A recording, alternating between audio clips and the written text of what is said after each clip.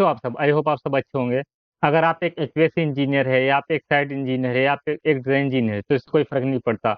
अगर आप project lab में हो या आप प्रोजेक्ट करते हो, जैसे कि आप इंडस्ट्रियल प्रोजेक्ट करते हो या आप कमर्शियल प्रोजेक्ट करते हो, मतलब एक्सपेक्ट रेसिडेंशियल प्रोजेक्ट या फिर अदर प्रोजेक्ट छोड़ करके अगर आप किसी ब्रांड के लिए काम करते हो तो वहाँ पर क्या रिक्वायरमेंट होती है? वहाँ पर कुछ डॉक्यूमेंट रिक्वायरमेंट होती है, कोई स्टैंडर्ड होता है हमें जिसे हमें फॉलो करना होता है। हमें उसी स्टैंडर्ड के अकॉर्डिंग हमें क्या है, काम करना पड़ता है। हम अपने अकॉर्डिंग कुछ भी नहीं कर सकते हैं।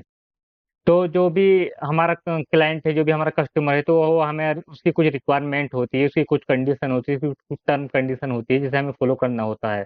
और अगर तभी हम फॉलो करेंगे तो हम एक प्रोजेक्ट को कंप्लीट कर पाएंगे, अदरवाइज हम किसी प्रोजेक्ट को उस प्रोजेक्ट को हम कंप्लीट नहीं कर पाएंगे। तो अगर हम कोई कमर्शियल प्रोजेक्ट कर रहा है तो हमें उस प्रोजेक्ट कंप्लीट करने के लिए हमें क्या क्या चीज़ की रिक्वायरमेंट होती है और क्लाइंट की क्या रिक्वायरमेंट होती है। तो क्लाइंट बोलता है, देखो भाई, आप यहाँ पर प्रोजेक्ट करने आए हो, हमारा प्रोजेक्ट करोगे आप, आपने ड्राइंग बना दिया, आपकी ड्राइंग अप्रूव हमने कर दी कि ये हमें चिलर प्लांट चाहिए, हमें वीआरबी चाहिए, मतलब हमें कोई भी उसे कोई भी उसकी रिक्वायरमेंट है, उसे ये रिक्वायरमेंट चाहिए। तो वो क्या बोलेगा?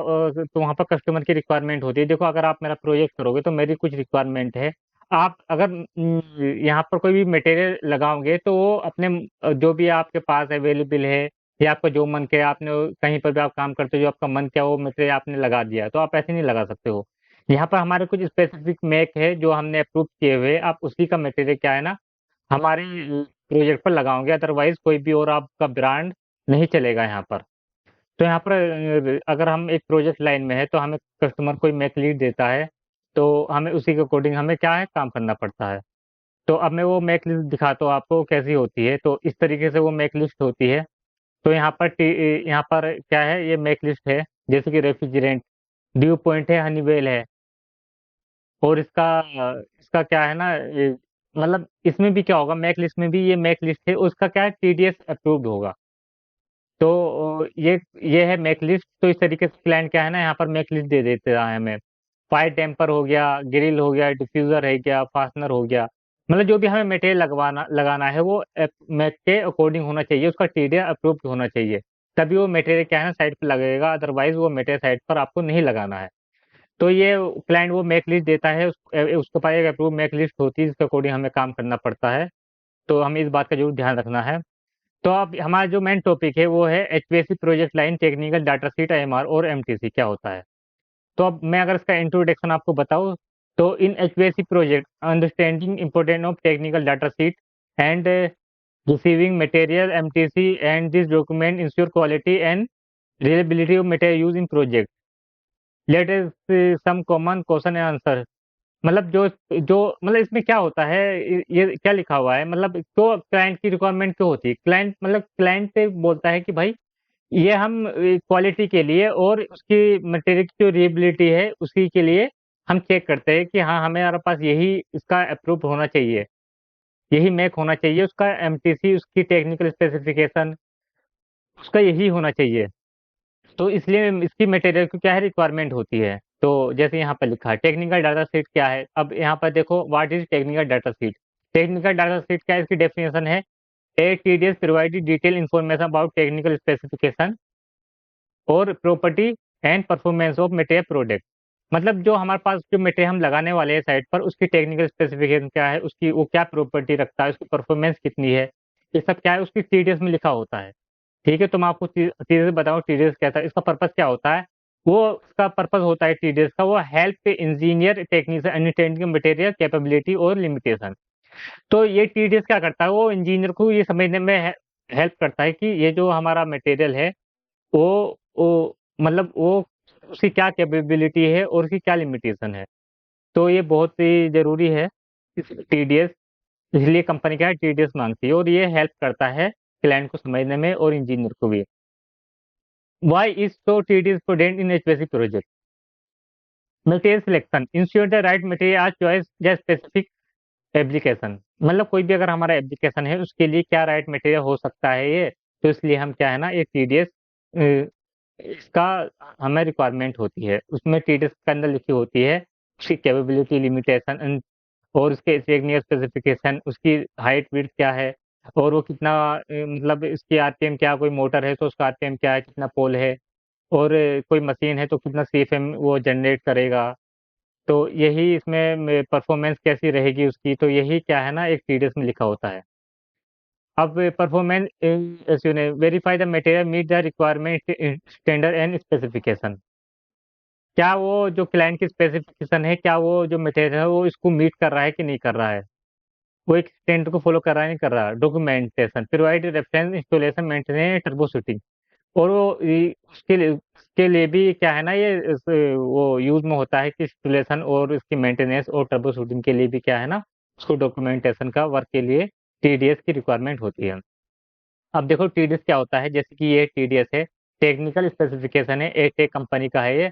तो यहाँ पर देखो जैसे कि यहाँ पर लिखा हुआ है, ये 3000 सीएफएम का है। और यहाँ पर टाइप ऑफ यूनिट है, सीलिंग सस्पेंडेड यूनिट है, इसमें लिखा हुआ है।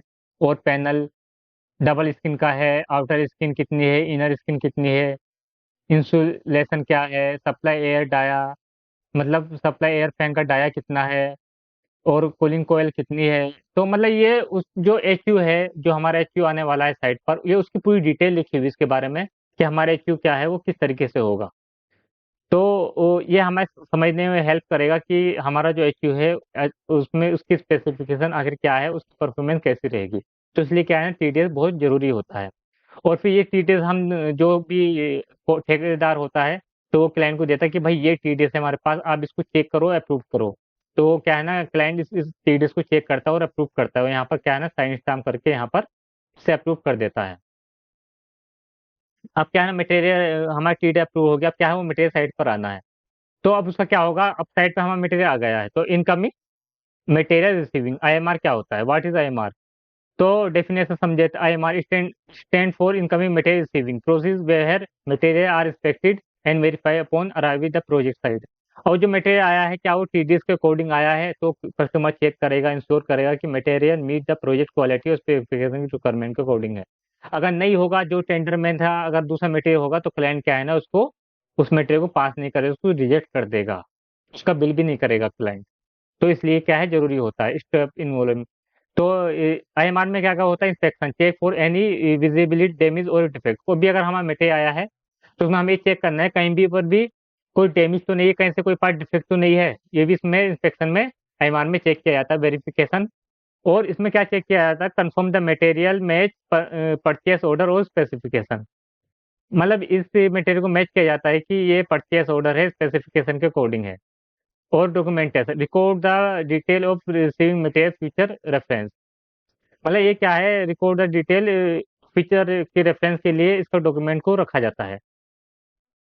Why is important IMR, quality control, prevent defective substance material are being use in project.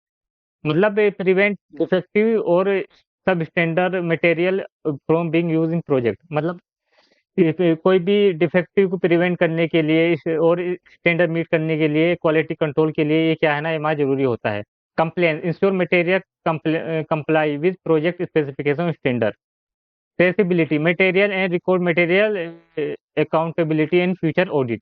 Future audit के लिए, अकाउंट के लिए क्या है ना ये आईएमआर बहुत ज़्यादा इंपॉर्टेंट होता है। तो ये पॉइंट है कि एमआर क्यों जरूरी होता है, ये भी एक इंटरव्यू में क्वेश्चन आता है, एमआर क्या होता है, टीडीएस क्या होता है, वो क्यों जरूरी होता है, क्यों किया जाता है एमआर।